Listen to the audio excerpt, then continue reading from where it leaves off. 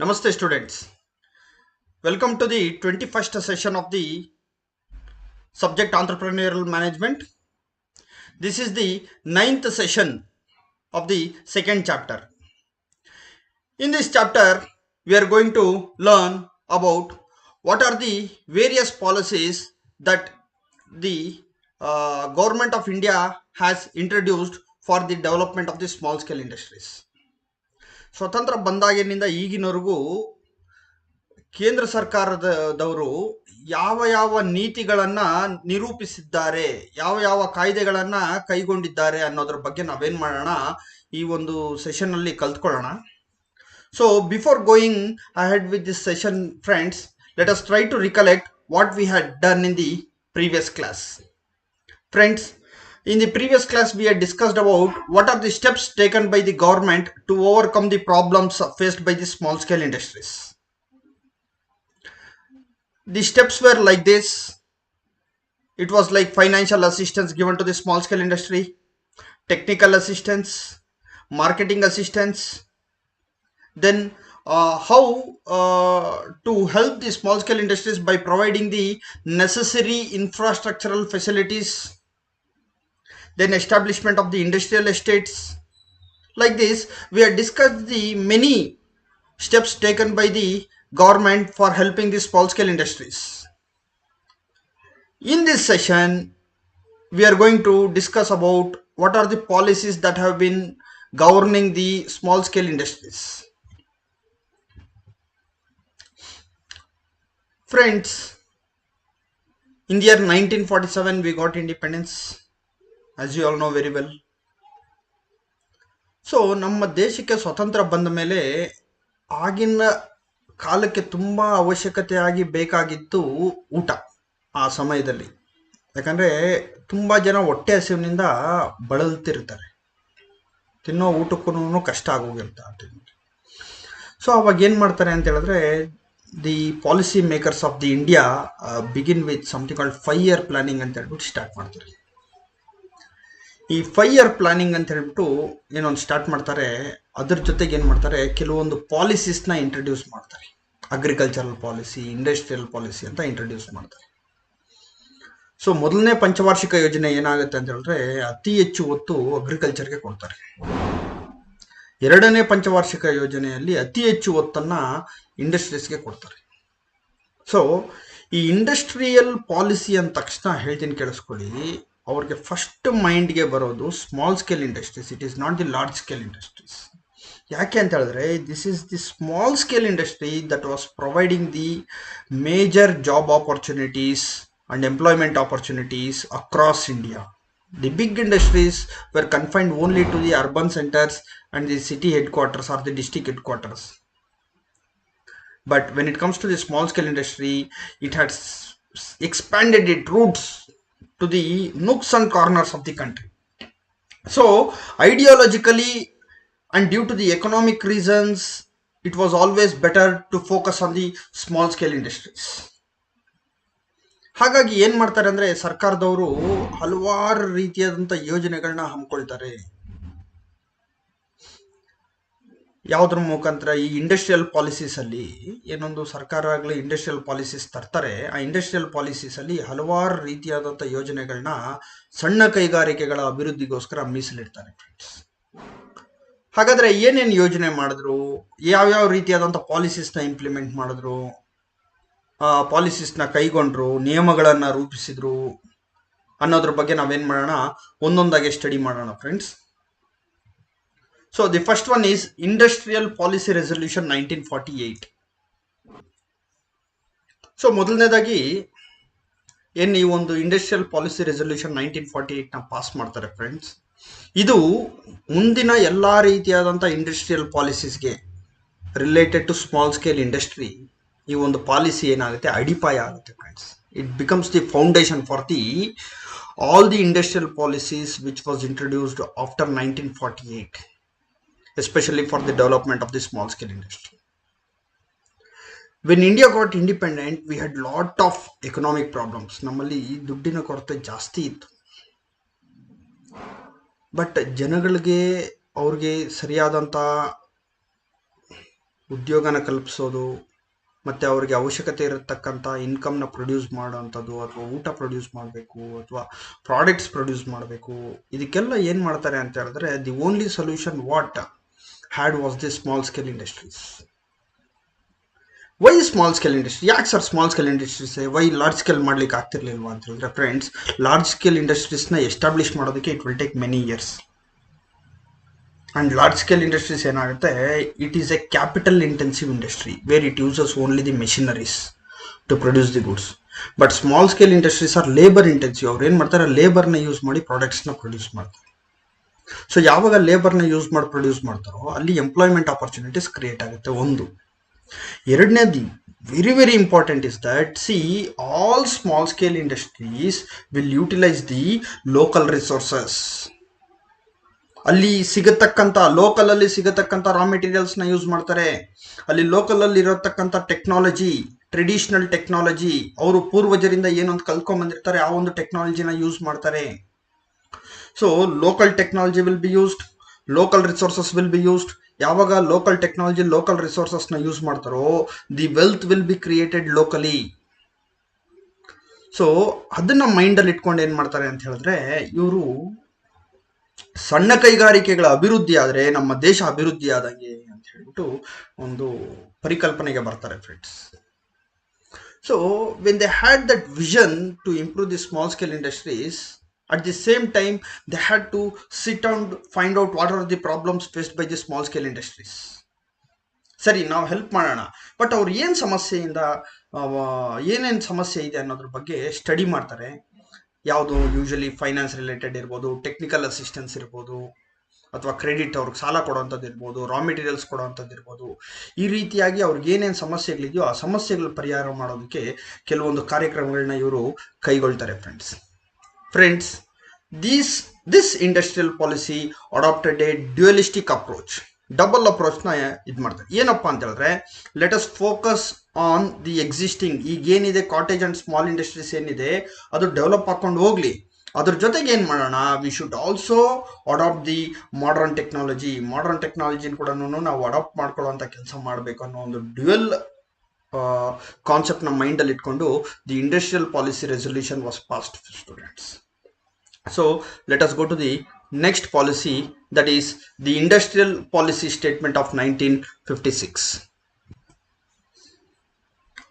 Friends, ನಾನು ನಿಮಗೆ ಆಗ್ಲೇನೆ explain ಮಾಡ್ತಾ ಇದ್ದೆ. I was explaining earlier telling that, see, the Indian government had something called 5 years plans, ಪಂಚವಾರ್ಷಿಕ ಯೋಜನೆ ಅಂತ ಇರುತ್ತೆ. The first 5-year plan focused mainly on the agriculture, and the second 5-year plan, the second 5-year plan itself is called as an industrial development plan in the country. ಅವ್ರು ಏನು ಮಾಡ್ತಾರೆ, ನಮ್ಮ ದೇಶದಲ್ಲಿ ಇದು this was the main industrial policy which remained for very long many years. ತುಂಬ ವರ್ಷದ ಕಾಲ ಈ ಒಂದು ಪಾಲಿಸಿಯಲ್ಲಿ ಇರತಕ್ಕಂಥ ಆಬ್ಜೆಕ್ಟಿವ್ಸ್ನ ಫುಲ್ಫಿಲ್ ಮಾಡೋದ್ರ ಮೇಲೆ ಶ್ರಮ ವಹಿಸ್ತಾರೆ ಫ್ರೆಂಡ್ಸ್. ಏನಪ್ಪ ಮಾಡ್ತಾರೆ ಇದರಲ್ಲಿ ಅಂತ ಹೇಳಿದ್ರೆ, ನೋಡಿ, ಈ ಇಂಡಸ್ಟ್ರಿಯಲ್ ಪಾಲಿಸಿ 1956 ಮೇಯ್ನ್ ಆಗಿ they will take one decision telling that the Indian society should be the socialistic society. Socialistic civilisation ಆಗೋದು ಬೇಕು. The main word that is socialistic society. ಇದನ್ನ ಗಮನದಲ್ಲಿ ಇಟ್ಕೋದು. ಏನಪ್ಪ ಸೋಷಲಿಸ್ಟಿಕ್ ಸೊಸೈಟಿ ಅಂತ ಹೇಳಿದ್ರೆ, ಅದ್ರ ಪ್ರಕಾರ ಏನಪ್ಪ ಅಂತ ಹೇಳಿದ್ರೆ, ನೋಡಿ, ಎಲ್ಲರಿಗೂ there should be an equitable distribution of the wealth and income. ಎಲ್ಲರಿಗೂ ಈಕ್ವಲ್ ಡಿಸ್ಟ್ರಿಬ್ಯೂಷನ್ ಆಗಿರಬೇಕು. ಅದಕ್ಕೋಸ್ಕರ ಇವ್ರು ಏನು ಮಾಡ್ತಾರೆ, ಇಂಡಸ್ಟ್ರೀಸ್ನ 3 ಭಾಗವಾಗಿ ವಿಂಗಡಿಸ್ತಾರೆ ಫ್ರೆಂಡ್ಸ್.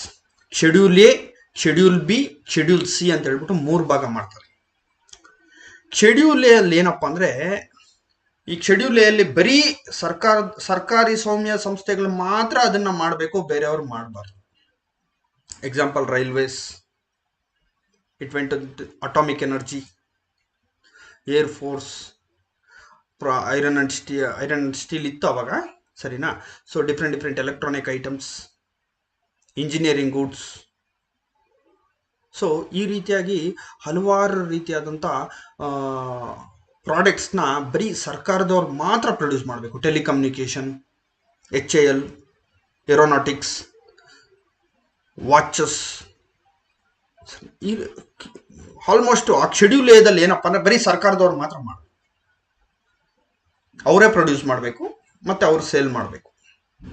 ಎರಡನೇದೇನು ಮಾಡಿದ್ರು, ಶೆಡ್ಯೂಲ್ ಬಿ ಅಂತ ಇಂಡಸ್ಟ್ರೀಸ್ ಬಂತು. ಈಗ ಶೆಡ್ಯೂಲ್ ಬಿ ಇಂಡಸ್ಟ್ರೀಸ್ ಅಲ್ಲಿ ಏನು ಬಂತು ಅಂತ ಹೇಳಿದ್ರೆ, it was A combination of both government as well as private. So ಹಾಗಿದ್ರೆ ಪ್ರೈವೇಟ್ ಅವ್ರಿಗೆ ಪವರ್ಸ್ ಇತ್ತ ಸರ್? ಜಾಸ್ತಿ ಪವರ್ಸ್ ಇರಲಿಲ್ಲ. ಇವ್ರು ಏನು ಸರ್ಕಾರದವ್ರು ಕೆಲಸ ಮಾಡ್ತಿದ್ರು ಅದಕ್ಕೆ ಇವರು ಒಂದು ಸ್ವಲ್ಪ ಏನು ಮಾಡ್ತಾರೆ, ಒಂಚೂರು ಸಾಥ್ ಕೊಡೋದು. They will act as an complementary role. ಅರ್ಥ ಆಗ್ತಿದೆಯಾ? ಸೊ ಈ ರೀತಿಯಾದಂಥ ರೋಲ್ನ ಶೆಡ್ಯೂಲ್ ಬಿ ಅಲ್ಲಿ ತಗೊಂಡ್ಬಂದ್ರು. ಬರೀ ಅದು ಸರ್ಕಾರದವ್ರು ಮಾತ್ರ ಪ್ರೊಡ್ಯೂಸ್ ಮಾಡ್ತಾರೆ ಆ ಗೂಡ್ಸ್ನ ಶೆಡ್ಯೂಲ್ ಬಿ ಅಲ್ಲಿ. ಬಟ್ ಅದಕ್ಕೆ ಏನು ಮಾಡ್ತಾರೆ ಅಂದರೆ ಒಂದು ಸ್ವಲ್ಪ ಸಹಕಾರನ ಪ್ರೈವೇಟ್ ಅವರಿಂದನೂ ತಗೊಳ್ತಾರೆ. ಮತ್ತೆ ಶೆಡ್ಯೂಲ್ ಸಿ ಅಂತ ಮಾಡಿದ್ರು. ಈ ಶೆಡ್ಯೂಲ್ ಸಿ ಅಲ್ಲಿ all the products private people can private sector and the entrepreneurs can involve and they can start producing the goods and good ಮಾಡ್ತಾರೆ friends. So this was the main policy which divide the industries into 3 schedules: schedule A, schedule B, schedule C. It is related to the all industries.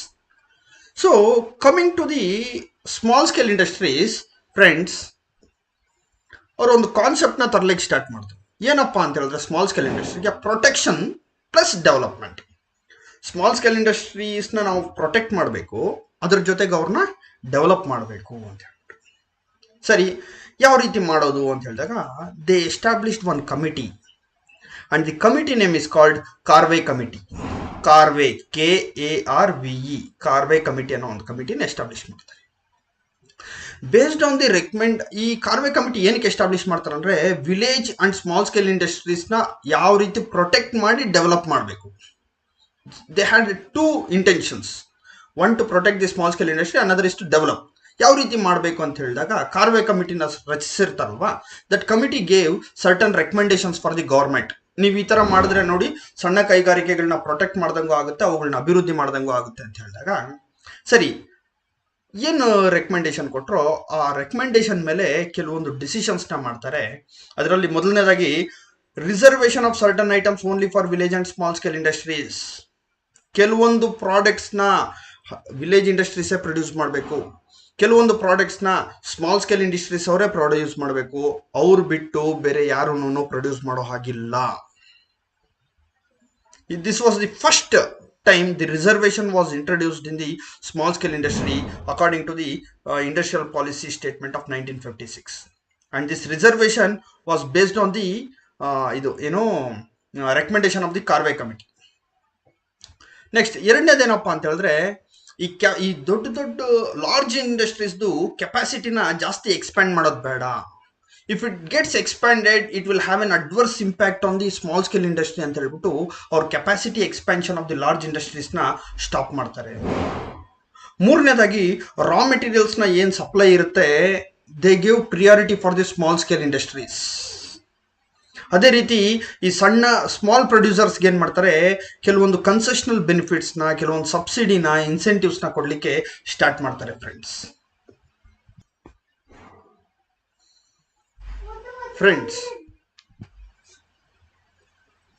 ಸರ್ಕಾರದವ್ರಿಗೆ ಕ್ಲೀನಾಗಿ ಗೊತ್ತಿರುತ್ತೆ friends, ಏನಪ್ಪಾ ಅಂತ ಹೇಳಿದ್ರೆ small scale industries ಏನೇನು problem face ಮಾಡ್ತಿದೆ ಅಂತ ಹೇಳ್ಬಿಟ್ಟು. ಅವರಲ್ಲಿ lack of finance facility, credit facility ಇಲ್ಲ, ಸೂಟಬಲ್ ವರ್ಕಿಂಗ್ ಕಂಡೀಷನ್ಸ್ ಇಲ್ಲ, ಒಳ್ಳೆಯ ಸ್ಕಿಲ್ಡ್ ಲೇಬರರ್ಸ್ ಇಲ್ಲ, ಸರಿಯಾದಂಥ ಇನ್ಫ್ರಾಸ್ಟ್ರಕ್ಚರ್ ಫೆಸಿಲಿಟೀಸ್ ಇಲ್ಲ ಅನ್ನೋದ್ರ ಬಗ್ಗೆ ಅವ್ರಿಗೆ ಅರಿವಿರುತ್ತೆ. ಸೊ ಇದನ್ನೆಲ್ಲ ಓವರ್ಕಮ್ ಮಾಡ್ಲಿಕ್ಕೆ ಏನು ಮಾಡ್ತಾರೆ, first time industrial estates for the small scale industries ಅನ್ನೋ ಒಂದು ಕಾನ್ಸೆಪ್ಟ್ನ in the year industrial policy 1956 introduce ಮಾಡ್ತಾರೆ ಫ್ರೆಂಡ್ಸ್. ಸೊ ಈ ರೀತಿಯಾಗಿ ಹಲವಾರು ರೀತಿಯಾದಂಥ ಪ್ರೋಗ್ರಾಮ್ಸ್ನ industrial policy 1950 we can come across friends. So let us move to the next policy, that is Industrial Policy Statement 1977. Friends, ಇದು ಈ 1977 ಏನೊಂದು ಇಂಡಸ್ಟ್ರಿಯಲ್ ಪಾಲಿಸಿ ಬರ್ತಲ್ವ ಫ್ರೆಂಡ್ಸ್, ಇದನ್ನು ನೀವು ಯಾವತ್ತೂ ಅಷ್ಟೇ ಏನು ಮಾಡಬೇಕು ಅಂದರೆ, you should link this with the political environment of that time. ಅವಾಗ ಏನಾಗಿರುತ್ತೆ ಅಂದರೆ, ಜನತಾದಳ ಗೌರ್ಮೆಂಟ್ ಪ್ರಪ್ರಥಮ ಬಾರಿಗೆ ನಮ್ಮ ದೇಶದಲ್ಲಿ ಸರ್ಕಾರನ ರಚಿಸಿರ್ತಾರೆ.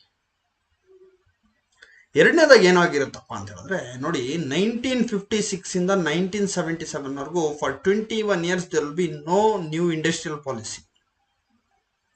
ಸೊ ಆ 21 ವರ್ಷದಲ್ಲಿ 1956 ಇಂಡಸ್ಟ್ರಿಯಲ್ ಪಾಲಿಸಿ ಏನು role, what is the impact of that one ಅಂತ ಹೇಳಿ ನೋಡಿದಾಗ, ಇಂಡಸ್ಟ್ರಿಯಲ್ ಡೆವಲಪ್ಮೆಂಟ್ ಸಾಕಷ್ಟು ಆಗಿರುತ್ತೆ, ತುಂಬಾ ಇಂಡಸ್ಟ್ರೀಸ್ ಡೆವಲಪ್ ಆಗಿರುತ್ತೆ. ಬಟ್ ಪ್ರಾಬ್ಲಮ್ ಏನಾಗಿರುತ್ತೆ ಅಂತ ಹೇಳಿದ್ರೆ, ಆ industries development has been happened only in large scale sector and medium sector. ದೊಡ್ಡ ಕೈಗಾರಿಕೆಗಳು ಮತ್ತು ಮಧ್ಯಮ ಕೈಗಾರಿಕೆಗಳು ತುಂಬಾ ಡೆವಲಪ್ ಆಗ್ತಿರುತ್ತೆ compare to small scale industries. So ಅದೇನಾಗುತ್ತೆ ಅಂದ್ರೆ, ಒಂದು ತಕ್ಕಡಿಯಲ್ಲಿ ಆಗಿದಾಗ ಸ್ಮಾಲ್ ಸ್ಕೇಲ್ ಇಂಡಸ್ಟ್ರೀಸ್ ಮತ್ತೆ ಲಾರ್ಜ್ ಸ್ಕೇಲ್ ಇಂಡಸ್ಟ್ರೀಸ್ ಆಗಿದಾಗ, ಈ ಲಾರ್ಜ್ ಸ್ಕೇಲ್ ಇಂಡಸ್ಟ್ರೀಸ್ ಏನಾಗುತ್ತೆ ಅಂತ ಹೇಳಿದ್ರೆ, ಅವರು ತುಂಬಾ ಸಿಕ್ಕಾಪಟ್ಟೆ ಬೆಳೆದ್ಬಿಟ್ಟಿರ್ತಾರೆ. ಇವರು ಯಾರು ತುಂಬಾ ಕೆಳಗಡೆ ಹೋಗ್ಬಿಟ್ಟಿರ್ತಾರೆ ಸ್ಮಾಲ್ ಸ್ಕೇಲ್ ಇಂಡಸ್ಟ್ರೀಸ್. ಇದನ್ನ ನೀವು ಗಮನಿಸ್ಬೇಕು. ಇದನ್ನು ಗಮನಿಸ್ತಾರೆ ಯಾರು, Janata Dal government will observe this one. ಮೂರನೇದಾಗಿ, ಆ ಟೈಮಲ್ಲಿ ಏನಾಗುತ್ತೆ ಅಂದ್ರೆ, ಅನ್ಎಂಪ್ಲಾಯ್ಮೆಂಟ್ ಅನ್ನೋದು ನಮ್ಮ ದೇಶದಲ್ಲಿ ತಾಂಡವಾಡ್ತಿರುತ್ತೆ. ಸೊ ಈ ಮೂರು ಫ್ಯಾಕ್ಟರ್ಸ್ನ ಕನ್ಸಿಡರ್ ಅಲ್ಲಿ ಇಟ್ಕೊಂಡು ಏನ್ ಮಾಡ್ತಾರೆ, ಆಮೇಲೆ ಈ large scale and medium industries ಏನಿದೆ ಅದೆಲ್ಲ it will be confined only to the urban sector, urban region and the district headquarters, not to the villages and the rural. So ಇದನ್ನೆಲ್ಲ ಗಮನದಲ್ಲಿ ಇಟ್ಕೊಂಡು ಏನ್ ಮಾಡ್ತಾರೆ, the Janata Dal government introduced an industrial policy in the 1977. ಅವ್ರು ಏನ್ ಹೇಳ್ತಾರೆ ಅಂದ್ರೆ, ನೋಡಿ, ಈ ನಮ್ಮ ದೇಶದಲ್ಲಿರುವಂತ ಅನ್ಎಂಪ್ಲಾಯ್ಮೆಂಟ್ಗೆ ಸೊಲ್ಯೂಷನ್, ನಮ್ಮ ದೇಶದಲ್ಲಿರುವಂತ ಬಡತನಕ್ಕೆ solution is nothing but the industry, the development of the small scale industries, the tiny industries, the cottage industries, the village industries. ಈ industries developer automatically the poverty of the country is going to come down, and whatever might be the employment problem, it can be overcome. So that is the reason why the Janata Dal government introduced the industrial policy statement in 1977. ಇದರಲ್ಲಿ ಏನಪ್ಪ ಮಾಡ್ತಾರೆ ಅಂತ ಹೇಳಿದ್ರೆ, ಸಣ್ಣ ಕೈಗಾರಿಕೆಗಳು ಅಥವಾ ಸಣ್ಣ ಕೈಗಾರಿಕೆಗಳು ಏನ್ ಪ್ರೊಡ್ಯೂಸ್ ಮಾಡೋದಕ್ಕಾಗುತ್ತೋ ಅದನ್ನೇ ಪ್ರೊಡ್ಯೂಸ್ ಮಾಡಲಿ ಅನ್ನೋದನ್ನ ಒಂದು ಫೋಕಸ್ ಮಾಡ್ತಾರೆ ಫ್ರೆಂಡ್ಸ್. ಅದ್ರ ಜೊತೆಗೆ ಏನ್ ಮಾಡ್ತಾರೆ, ಈ Janata Dal ಗೌರ್ಮೆಂಟ್ನವರು in the policy, industrial policy of 1977 ಅಲ್ಲಿ ಅರೌಂಡ್ 504 ಐಟಮ್ಸ್ನ, 504 ಐಟಮ್ಸ್ನ ರಿಸರ್ವೇಶನ್ ಮಾಡ್ಬಿಡ್ತಾರೆ. ಇಷ್ಟು products has to be produced only by the small scale industries ಅಂತ ಹೇಳ್ಬಿಟ್ಟು. ಎರಡನೇದಾಗಿ, ಡಿಸ್ಟ್ರಿಕ್ಟ್ ಇಂಡಸ್ಟ್ರೀಸ್ ಸೆಂಟರ್ ಅನ್ನೋದನ್ನ ಸ್ಟಾರ್ಟ್ ಮಾಡ್ತಾರೆ ಫ್ರೆಂಡ್ಸ್. ಪ್ರತಿಯೊಂದು ಡಿಸ್ಟ್ರಿಕ್ಟ್ ಅಲ್ಲಿನೂ ಒಂದು ಡಿಸ್ಟ್ರಿಕ್ಟ್ ಇಂಡಸ್ಟ್ರೀಸ್ ಸೆಂಟರ್ ಸ್ಟಾರ್ಟ್ ಮಾಡ್ತಾರೆ. ಇದ್ರ ಕೆಲಸ ಏನಪ್ಪಾ ಅಂದ್ರೆ, ಸಣ್ಣ ಕೈಗಾರಿಕೆಗಳಿಗೆ ಏನೊಂದು ಪ್ರಾಬ್ಲಮ್ ಇದೆಯಲ್ವಾ, ಆ ಪ್ರಾಬ್ಲಮ್ನೆಲ್ಲನೂ ಏನ್ ಮಾಡಬೇಕು, ಇವರೇ ನೋಡ್ಕೋಬೇಕಾಗುತ್ತೆ friends. It is like a one roof solution. ಏನೇ ಸಮಸ್ಯೆ ಇರಲಿ, ಆ ಒಂದು ಮನೆಯಲ್ಲೇ ಅದಕ್ಕೆಲ್ಲ ಸೊಲ್ಯೂಷನ್ ಸಿಗ್ಬೇಕು. ಆ ಒಂದು ಮನೆ ಯಾವ್ದು, ಒನ್ ರೂಫ್ ಏನಪ್ಪಾ ಅಂತ ಹೇಳಿದ್ರೆ, ಇದು ಒಂದು ಸೊಲ್ಯೂಷನ್ ಅಂದ್ರೆ ಅದು ಡಿಸ್ಟ್ರಿಕ್ಟ್ ಇಂಡಸ್ಟ್ರಿ ಸೆಂಟರ್ ಅಂತ ಹೇಳ್ಬಿಟ್ಟು ಮಾಡ್ತಾರೆ ಫ್ರೆಂಡ್ಸ್. ಮೂರನೇದಾಗಿ, technological upgradation of the traditional ಟೆಕ್ನಾಲಜಿನ ಮಾಡ್ಲಿಕ್ಕೆ ಕೈ ಹಾಕ್ತಾರೆ. ಇವ್ರೇನೊಂದು ಟ್ರೆಡಿಷನಲ್ ಟೆಕ್ನಾಲಜಿ ಯೂಸ್ ಮಾಡ್ಕೊಂಡು ಗೂಡ್ಸ್ ನ ಪ್ರೊಡ್ಯೂಸ್ ಮಾಡ್ತಿದ್ರು, ಅದಕ್ಕೆ ಟೆಕ್ನಾಲಜಿಕಲ್ ಹೌ ಟು ಅಪ್ಗ್ರೇಡ್ ಅನ್ನೋದ್ರ ಬಗ್ಗೆ ಇವರು ಫೋಕಸ್ ಮಾಡ್ತಾರೆ ಫ್ರೆಂಡ್ಸ್. ನಾಲ್ಕನೇದಾಗಿ, ಮಾರ್ಕೆಟಿಂಗ್ ಮೇಲೆ ಫೋಕಸ್ ಮಾಡ್ತಾರೆ. ಈ ಮಾರ್ಕೆಟಿಂಗ್ ಅಲ್ಲಿ ಏನಪ್ಪ ಮಾಡ್ತಾರೆ ಅಂತ ಹೇಳಿದ್ರೆ, ಮೊದಲನೇದಾಗಿ ಸ್ಟ್ಯಾಂಡರ್ಡೈಸೇಷನ್ ಆಫ್ ದಿ ಪ್ರಾಡಕ್ಟ್ ಮಾಡ್ತಾರೆ. ಎರಡನೇದು, ಒಳ್ಳೆ packing, improvement in the quality, ಮತ್ತೆ ಮಾರ್ಕೆಟ್ ಸರ್ವೆ ಮಾಡಿ ಮಾರ್ಕೆಟಿಂಗ್ ಮಾಡೋವಂಥದ್ದು, ಈ ರೀತಿ, ಮತ್ತೆ ಪ್ಯಾಕಿಂಗ್ ಚೆನ್ನಾಗಿ ಬರುವಂಥದ್ದು, ಬ್ರ್ಯಾಂಡ್ ಕ್ರಿಯೇಟ್ ಮಾಡುವಂಥದ್ದು, ಈ ರೀತಿಯಾಗಿ ಹಲವಾರು ರೀತಿಯಾದಂಥ ಮಾರ್ಕೆಟಿಂಗ್ ಅಲ್ಲಿ ಸಹಾಯ ಮಾಡುವಂಥ ಕೆಲಸ ಮಾಡ್ತಾರೆ friends. One of the important decisions that was taken in the industrial policy in 1977 was they divided the small scale industries into 3 categories, or we can call it as 4 categories. ಮೊದಲನೇ category ಏನಪ್ಪಾ ಅಂದ್ರೆ, it is cottage industries. ಈ cottage industry ಏನಪ್ಪಾ ಅಂತ ಹೇಳಿದ್ರೆ, ಮನೆಯಲ್ಲೇ ಇದ್ಕೊಂಡು ಕೆಲಸ ಮಾಡಿ ಜೀವನ ನಡೆಸೋದನ್ನ we call it as cottage industry. So ಇದ್ರ ಪ್ರಕಾರ ಏನಾಗುತ್ತೆ ಅಂದ್ರೆ, it gives lot of self employment and increases the employment opportunities ಅನ್ನೋದನ್ನ ಮೊದಲನೇ ವಿಂಗಡಣೆ ಮಾಡ್ತಾರೆ ಫ್ರೆಂಡ್ಸ್. ಎರಡನೇ ವಿಂಗಡಣೆ ಏನಪ್ಪಾ ಅಂದ್ರೆ, they introduced a concept called tiny industry. ಏನಪ್ಪಾ ಟೈನಿ ಇಂಡಸ್ಟ್ರಿ ಅಂದ್ರೆ, 1 ಲಕ್ಷದವರೆಗೂ ಯಾರಾದ್ರೂ ಬಂಡವಾಳ ಹಾಕಿದ್ರೆ, 1 ಲಕ್ಷವರೆಗೂ ಬಂಡವಾಳ ಹಾಕಿ ಒಂದು ಸಣ್ಣ ಕೈಗಾರಿಕೆನ ಸ್ಟಾರ್ಟ್ ಮಾಡಿದ್ರೆ ಅದನ್ನ ಟೈನಿ ಇಂಡಸ್ಟ್ರಿ ಅಂತ ಹೇಳ್ಬಿಟ್ಟು ಕರೀತಾರೆ ಫ್ರೆಂಡ್ಸ್. ಮೂರನೇದಾಗಿ ಏನ್ ಮಾಡ್ತಾರೆ, ಸಣ್ಣ ಕೈಗಾರಿಕೆ, ಸ್ಮಾಲ್ ಸ್ಕೇಲ್ ಇಂಡಸ್ಟ್ರಿ ಅಂತ ಡಿವೈಡ್ ಮಾಡ್ತಾರೆ. ಈ ಸ್ಮಾಲ್ ಸ್ಕೇಲ್ ಇಂಡಸ್ಟ್ರಿ ಪ್ರಕಾರ ಏನ್ ಮಾಡ್ತಾರೆ ಅಂತ ಹೇಳಿದ್ರೆ minimum it's more than 1 lakh and less than 10 lakhs 1 ಲಕ್ಷಕ್ಕಿಂತ ಹೆಚ್ಚು ಮತ್ತೆ 10 ಲಕ್ಷಕ್ಕಿಂತ ಕಡಿಮೆ ಇನ್ವೆಸ್ಟ್ಮೆಂಟ್ ಇರುವಂತ ಇದನ್ನ ನಾವು ಸಣ್ಣ ಕೈಗಾರಿಕೆನ ನಾವು ಸ್ಮಾಲ್ ಸ್ಕೇಲ್ ಇಂಡಸ್ಟ್ರಿ ಅಂತ ಹೇಳ್ಬಿಟ್ಟು ಡಿವೈಡ್ ಮಾಡ್ತಾರೆ ಫ್ರೆಂಡ್ಸ್. ಮತ್ತೆ ಆನ್ಸಿಲರಿ ಇಂಡಸ್ಟ್ರಿಗೆ ಏನ್ ಮಾಡ್ತಾರೆ up to 15 lakhs they can invest in the ancillary industry. So ಪ್ರಪ್ರಥಮ ಬಾರಿಗೆ ಏನ್ ಮಾಡ್ತಾರೆ ಇವರು they divided the small scale based on the investments. This was the first time it happened in the 1977 under the Janata Dal government. So let us move to the next industrial policy, that is the industrial policy statement of 1980. Friends, ಈ policy ಏನಪ್ಪ ಮಾಡುತ್ತೆ ಅಂತ ಹೇಳಿದ್ರೆ they try to synchronize. ಏನ್ ಮಾಡ್ತಾರೆ ಅಂತ ಹೇಳಿದ್ರೆ small scale industries ನ ಲಾರ್ಜ್ ಸ್ಕೇಲ್ ಮತ್ತೆ ಮಧ್ಯಮ ಸ್ಕೇಲ್ ಇಂಡಸ್ಟ್ರೀಸ್ ಜೊತೆ ಮರ್ಜ್ ಮಾಡಿ ಡೆವಲಪ್ ಮಾಡುವಂತ ಕೆಲಸನ ಸಿಂಕ್ರನೈಸ್ ಮಾಡುವಂತ ಕೆಲಸನ ಈ ಒಂದು ಇಂಡಸ್ಟ್ರಿಯಲ್ ಪಾಲಿಸಿಯಲ್ಲಿ ನಡೆಯುತ್ತೆ ಫ್ರೆಂಡ್ಸ್. ಯಾವ ಯಾವ ಜಿಲ್ಲೆಗಳು ಕೈಗಾರಿಕೆಗಳಲ್ಲಿ ಹಿಂದುಳಿದಿದೆಯೋ ಆ ಒಂದು ಜಿಲ್ಲೆಗಳಲ್ಲಿ ಸಣ್ಣ ಕೈಗಾರಿಕೆಗಳನ್ನ ಅತಿ ಹೆಚ್ಚು ಇಂಪ್ರೂವ್ಮೆಂಟ್ ಮಾಡ್ಲಿಕ್ಕೋಸ್ಕರ ಇವರು ಒಂದು ಕೆಲವೊಂದು ಕ್ರಮಗಳನ್ನ ಕೈಗೊಳ್ತಾರೆ ಫ್ರೆಂಡ್ಸ್. ಮತ್ತೆ ಎರಡನೇದಾಗಿ ಏನ್ ಮಾಡ್ತಾರೆ ಅಂತ ಹೇಳಿದ್ರೆ ಇಂಡಸ್ಟ್ರಿಯಲ್ ಪಾಲಿಸಿ 1977 ಅಲ್ಲಿ ಟೈನಿ ಇಂಡಸ್ಟ್ರಿಗೆ ಸ್ಟಾರ್ಟ್ ಮಾಡ್ಬೇಕಂದ್ರೆ 1 ಲಕ್ಷ ರೂಪಾಯಿ ಬಂಡವಾಳ ಇದ್ರೆ it is called as tiny industry ಅಂತ ಹೇಳ್ಬಿಟ್ಟು ಕರಿತೀವಿ. ಇಲ್ಲಿ ಏನ್ ಮಾಡ್ತಾರೆ they increase the investment limit of the tiny industry from 1 lakh to 2 lakhs. Small scale industry 1 ರಿಂದ 10 ಲಕ್ಷ ಏನೊಂದು ಇನ್ವೆಸ್ಟ್ಮೆಂಟ್ ಇರುತ್ತಲ್ವಾ ಅದನ್ನೇನ್ ಮಾಡ್ತಾರೆ 2 ಲಕ್ಷದಿಂದ 20 ಲಕ್ಷದವರೆಗೂ ಯಾರು ಇನ್ವೆಸ್ಟ್ ಮಾಡ್ತಾರೆ ಅದನ್ನ ಸ್ಮಾಲ್ ಸ್ಕೇಲ್ ಇಂಡಸ್ಟ್ರಿ ಅಂತ ಹೇಳ್ಬಿಟ್ಟು ಕರೀತಾರೆ. ಮತ್ತೆ ಆನ್ಸಿಲರಿ ಇಂಡಸ್ಟ್ರೀಸ್ಗೆ ಏನ್ ಮಾಡ್ತಾರೆ 25 ಲಕ್ಷದವರೆಗೂ ಏನ್ ಮಾಡ್ತಾರೆ ಲಿಮಿಟ್ ನ ಎಲಿಜಿಬಿಲಿಟಿ ಕೊಡ್ತಾರೆ ಫ್ರೆಂಡ್ಸ್. ಈ ಪಾಲಿಸಿಯಲ್ಲಿ ನ್ಯೂಕ್ಲಿಯಸ್ ಸಿಸ್ಟಮ್ ಅನ್ನೋ ಒಂದು ಕಾನ್ಸೆಪ್ಟ್ ನ ತರ್ತಾರೆ ಫ್ರೆಂಡ್ಸ್. ಈ ನ್ಯೂಕ್ಲಿಯಸ್ ಸಿಸ್ಟಮ್ ಏನ್ ಮಾಡುತ್ತೆ ಅಂದ್ರೆ it replace the district industry centre. ಈ ಡಿಸ್ಟ್ರಿಕ್ಟ್ ಇಂಡಸ್ಟ್ರಿ ಸೆಂಟರ್ ನ ಏನ್ ಎಸ್ಟಾಬ್ಲಿಷ್ ಮಾಡಿರ್ತಾರಲ್ವಾ ಅಂಡರ್ ಒನ್ ರೂಫ್ ಏನೇ ಪ್ರಾಬ್ಲಮ್ಸ್ ಇರಲಿ ಆ ಪ್ರಾಬ್ಲಮ್ ನ ಸಾಲ್ವ್ ಮಾಡ್ಬೇಕಂತ ಏನು ಡಿಸ್ಟ್ರಿಕ್ಟ್ ಇಂಡಸ್ಟ್ರಿ ಸೆಂಟರ್ಸ್ ನ ಎಸ್ಟಾಬ್ಲಿಷ್ ಮಾಡಿರ್ತಾರೆ ಅದನ್ನ ಈ ನ್ಯೂಕ್ಲಿಯಸ್ ಪ್ಲಾಂಟ್ ಅನ್ನೋದು ರಿಪ್ಲೇಸ್ ಮಾಡುತ್ತೆ. ರಿಪ್ಲೇಸ್ ಮಾಡಿ ಆ ಒಂದು ಡಿಸ್ಟ್ರಿಕ್ಟ್ ಅಲ್ಲಿ ಇರತಕ್ಕಂತ ಏನೊಂದು ಸಮಸ್ಯೆಗಳಿದೆ ಆ ಒಂದು ಸಮಸ್ಯೆಗಳಿಗೆ ಇವರು ಪರಿಹಾರ ಕೊಡ್ಲಿಕ್ಕೆ ಟ್ರೈ ಮಾಡ್ತಾರೆ friends. Along with that this policy focused much on the marketing of the goods, providing the financial assistance, technical assistance, infrastructure development. ಈ ರೀತಿಯಾಗಿ ಹಲವಾರು ಕ್ರಮಗಳನ್ನ ಈ ಒಂದು ಪಾಲಿಸಿ ಕೈಗೊಳ್ಳುತ್ತೆ ಫ್ರೆಂಡ್ಸ್. 1950ರಲ್ಲಿ ಏನು ಒಂದು ಇಂಡಸ್ಟ್ರಿಯಲ್ ಪಾಲಿಸಿ ಮಾಡಿರ್ತಾರೋ ಅದೇ ರೀತಿ this was the industrial policy of 1981 reemphasised the industrial policy of 1956 friends. ಇದೇನಪ್ಪ ಮಾಡುತ್ತೆ ಅಂತ ಹೇಳಿದ್ರೆ they come to a conclusion telling that it is only the small scale and cottage industries which can provide more employment opportunities for the rural people than the other industries ಅನ್ನೋ ಒಂದು ಕನ್ಕ್ಲೂಷನ್ಗೆ ಬರ್ತಾರೆ friends. So let us move to the next industrial policy, that is industrial policy statement of 1985. ಇದರಲ್ಲಿ ಏನಂತ ಬದಲಾವಣೆ ಆಗಲ್ಲ, just they pass one resolution. ಏನಪ್ಪ ಹೇಳ್ತಾರೆ ಅಂತ ಹೇಳಿದ್ರೆ ಈ ಸ್ಮಾಲ್ ಸ್ಕೇಲ್ ಇಂಡಸ್ಟ್ರೀಸ್ ನ ಇನ್ವೆಸ್ಟ್ಮೆಂಟ್ ಲಿಮಿಟ್ ನ 20 ಲಕ್ಷದಿಂದ ಏನ್ ಮಾಡ್ತಾರೆ 35 ಲಕ್ಷಕ್ಕೆ ಏರಿಸ್ತಾರೆ. ಮತ್ತೆ ಆನ್ಸಿಲರಿ ಇಂಡಸ್ಟ್ರೀಸ್ ಇನ್ವೆಸ್ಟ್ಮೆಂಟ್ ಲಿಮಿಟ್ ನ 25 ಲಕ್ಷದಿಂದ 45 ಲಕ್ಷಕ್ಕೆ ಏರಿಸ್ತಾರೆ friends. Having discussed about all this industrial policy, we have come to the end of this session friends. So let us try to conclude this session.